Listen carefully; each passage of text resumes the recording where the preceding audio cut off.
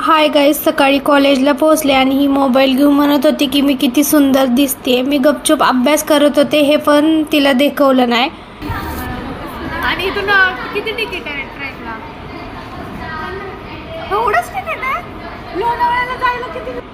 इथे एक्झामचं time table नाही आलं आणि ह्यांना लोणावळ्याला फिरायला जायचं आहे, त्यामुळे हे त्या गप्पा मारत बसल्या होत्या. नंतर बाहेर गेलो डबा खाण्यासाठी. आम्ही एवढ्या सगळ्याजणी होतो, त्यामध्ये 2च डबे होते. बॅक गेटवरून ह्यांनी खाण्यासाठी आणलं.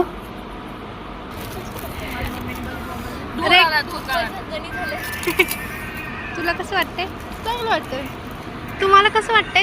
एकदम वंशिका, तुला कसं वाटतंय? नंतर 4 वाजता रूममेट सोबत बाहेर गेले होते. मग वडापाव खाल्ला आणि त्यांनी मसाला मॅगी मागवली होती. मला वाटलं चीज मॅगी मागवली आहे. कुठे गेली? असं संपवला आजचा दिवस. Bye bye.